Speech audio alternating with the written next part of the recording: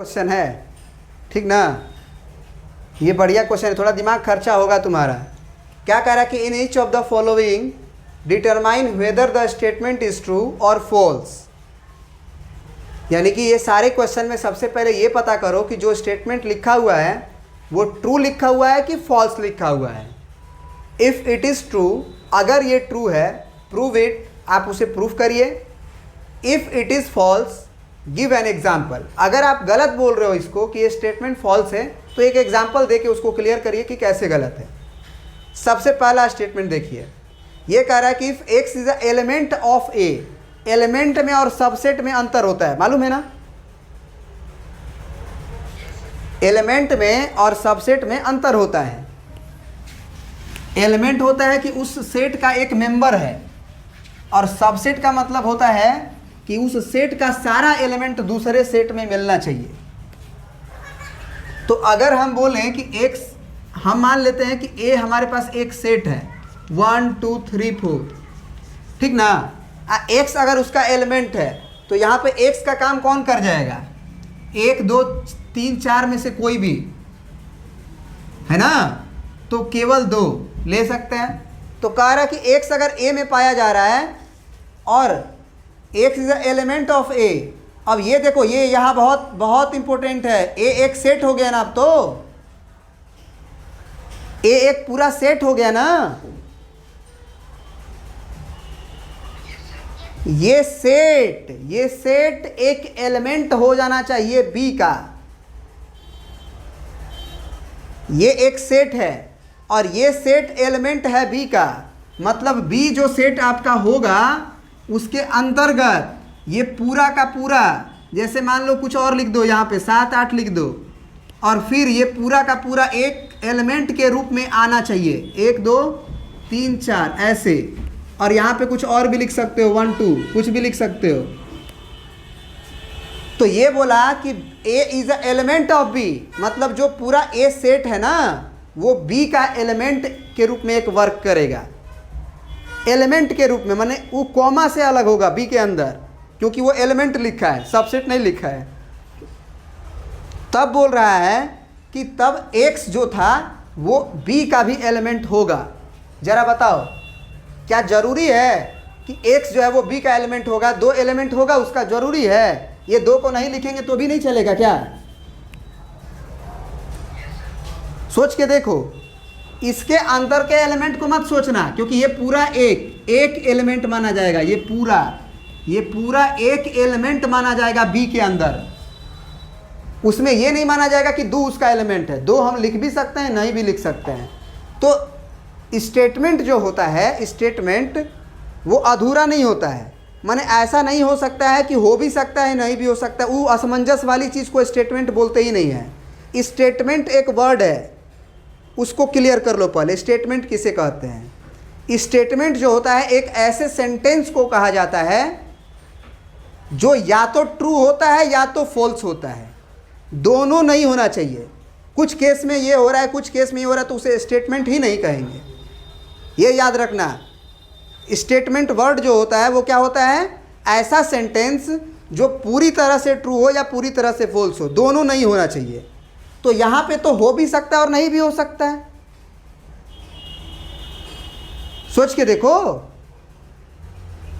तो इसे हम लोग फॉल्स स्टेटमेंट कहेंगे कि ट्रू कहेंगे? ये पहले बताओ।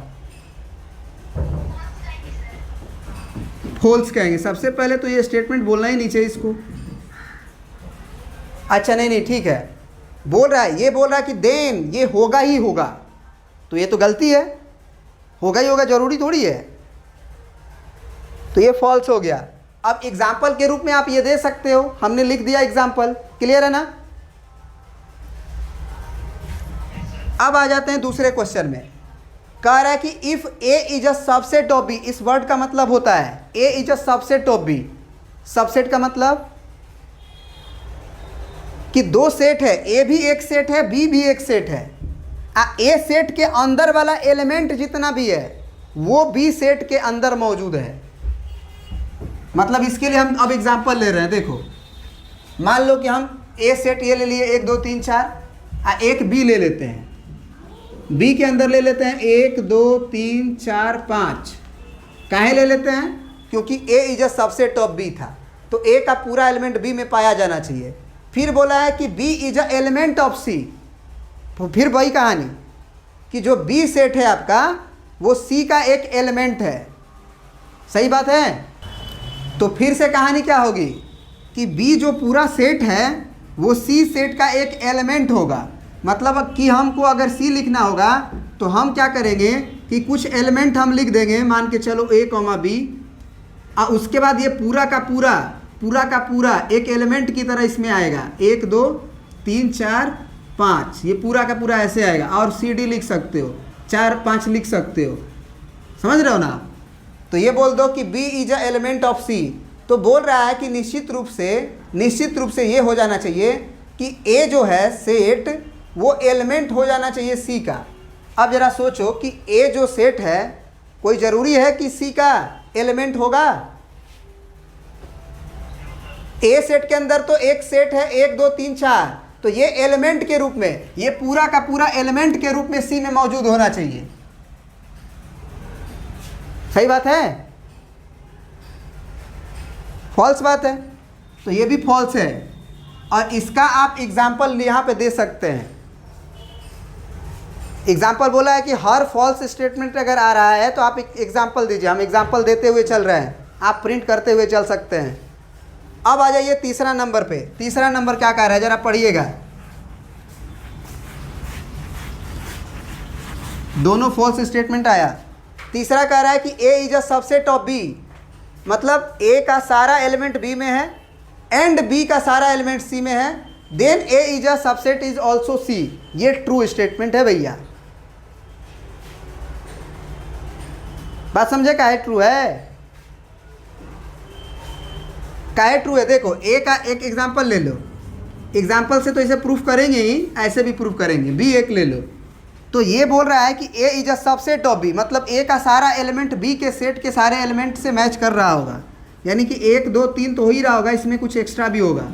फिर एक बोला कि सी ऐसा सेट है कि बी का सारा element, B is a subset of C, माने बी का सारा एलिमेंट अंदर का सी वाले सेट के अंदर मिलना चाहिए। मतलब हम लोग सी के अंदर 1 2 3 4 5 लिख सकते हैं। लिख सकते हैं ना? क्योंकि बी का सारा तो लिखना ही पड़ेगा, एक आध वो एक्स्ट्रा भी लिख दिए। तो बोल रहा है कि ए जो सेट है वो सी का सबसेट होगा। तो निश्चित रूप से ए का सारा एलिमेंट सी में नहीं मिलेगा। अगर बी मिल गया, अगर बी पूरा का पूरा उसमें मिल गया, तो बी तो खुद ही ए से ज़्यादा एलिमेंट रखा था, ए का सारा रखा था। तो जब बी मिल गया उसके अंदर तो ए नहीं मिल जाएगा क्या? तो इसका मतलब ये ट्रू स्टेटमेंट है। और इसको बोला था प्रूफ करिए, तो एग्जाम्पल से तो प्रूफ कर ही दिए। और ऐसे भी प्रूफ कर सकते हैं कि अगर वेन डायग्राम से देखा जाए तो अगर बी का सबसेट है, मतलब बी के अंतर्गत, बी के अंदर ए मिलेगा।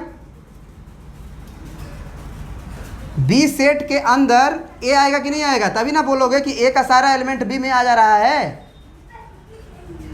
यहां से एग्जाम्पल से भी देख लो ना, एग्जाम्पल से भी देख लो कि बी में है 1 2 3 4, ए में है 1 2 3। तो निश्चित रूप से अगर 1 2 3 4 तुम लिखोगे तो इसके अंदर ही ना, इसके अंदर वाले घेरा में ही ना मिल जाएगा। सोचो कि ये हमारा एक बी सेट होगा और ये हमारा एक ए सेट होगा। तो इसके अंदर हम 1 लिख देंगे, 2 लिख देंगे और 3 लिख देंगे, अब बाहर बा 4 लिख देंगे। माने ए गोला के बाहर, ये ए का गोला है, ये ए का गोला है, ए का गोला के बाहर 4 लिख दिए। तो निश्चित रूप से क्या हम बोल सकते हैं ना कि ए पूरा तरह से बी में आएगा।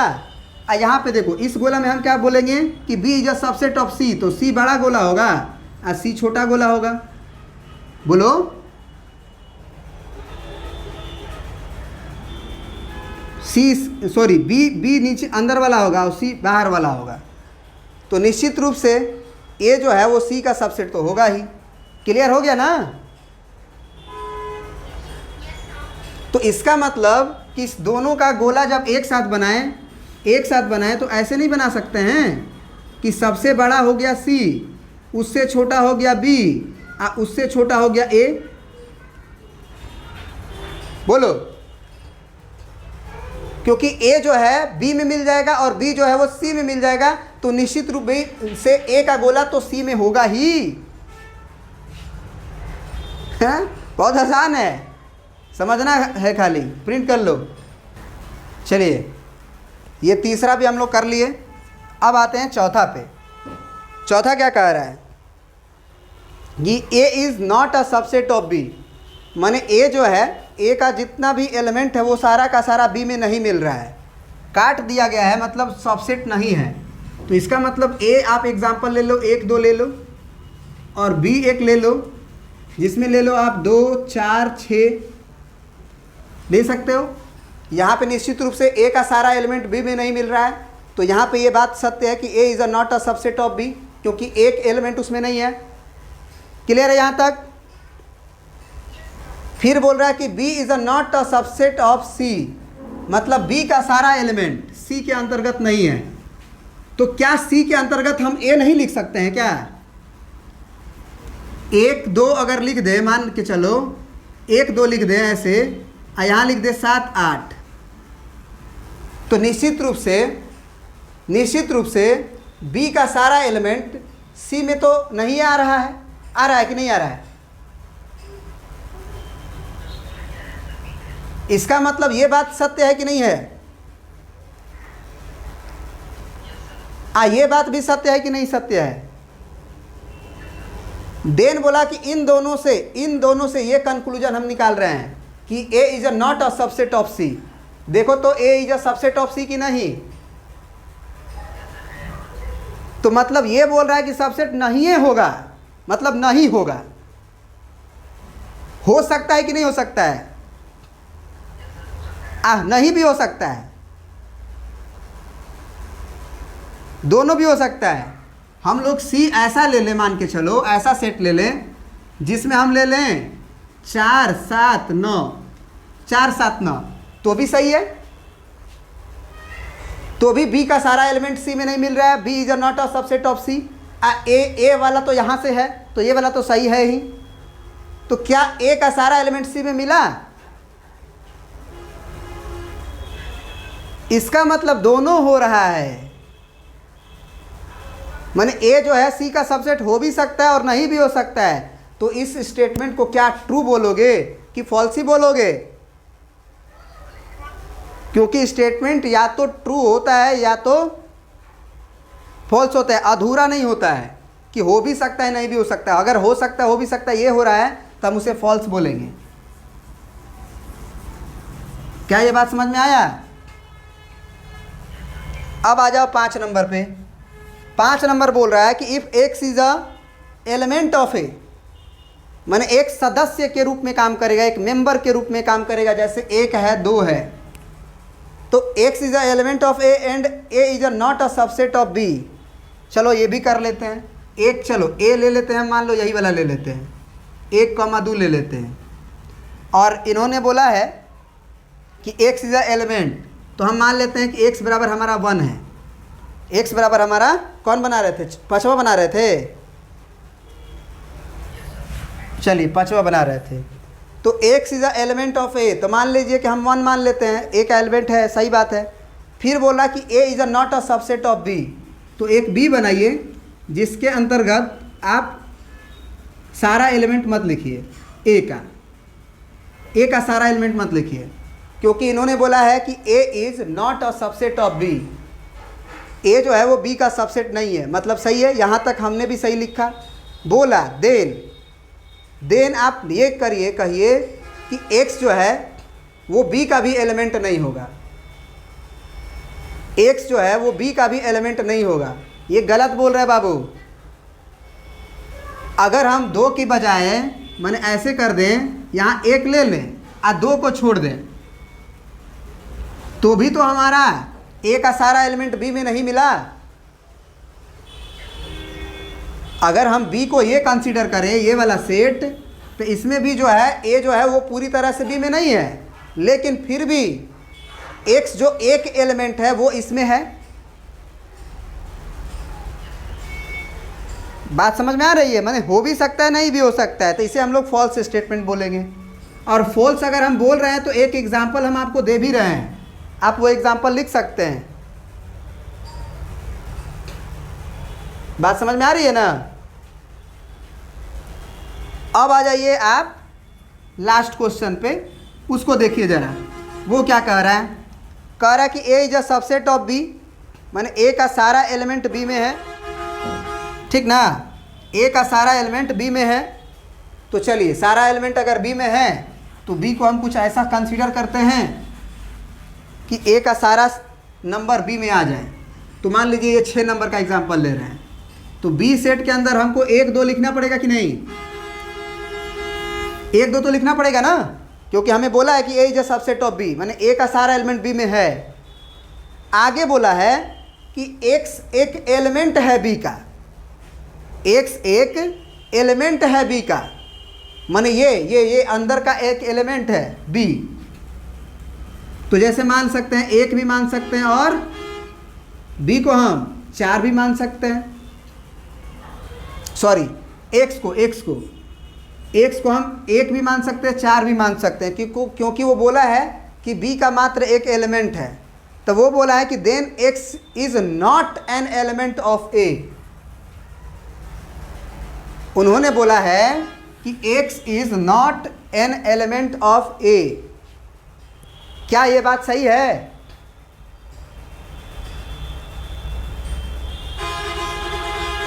जरा सोचो कि अगर हम यहाँ पे x बराबर 4 लिए थे, 4, तो 4 इसका एलिमेंट है, मतलब ये बात सही आ रहा है। लेकिन अगर हम लोग x बराबर 1 ले लेते हैं, x बराबर 1 ले लेते हैं, तो x बराबर 1 तो इसमें आ ना जाएगा। तो इसका मतलब इन्होंने क्या बोला कि 100% ये कह रहे हैं हम कि x जो है वो a में नहीं आएगा, जबकि x तो b का एलिमेंट था, और ये एक जो है इसमें मौजूद भी है, जो कि उसमें मैंने क्लियर कर दिया कि नहीं होगा। ये तो फॉल्स स्टेटमेंट है ना, क्योंकि उन्होंने एक पक्का कर दिया था कि x अगर आप b से ले रहे हैं, अगर आप b से एलिमेंट ले रहे हैं, तो वो एलिमेंट पक्का बात है कि a में नहीं आएगा, वो ये बोल रहे हैं। जबकि यहाँ पे क्या हुआ कि b का एक एलिमेंट a में मिल रहा है, जबकि a जो है b का सबसेट था। तो ये फॉल्स स्टेटमेंट है, और कारण आपके सामने ये है। एग्जाम्पल में लिख सकते हैं कि x is a element of b and which is lie in also in set a। Clear है? तो आज इतना ही रहने देते हैं, अगले क्लास में फिर देखेंगे।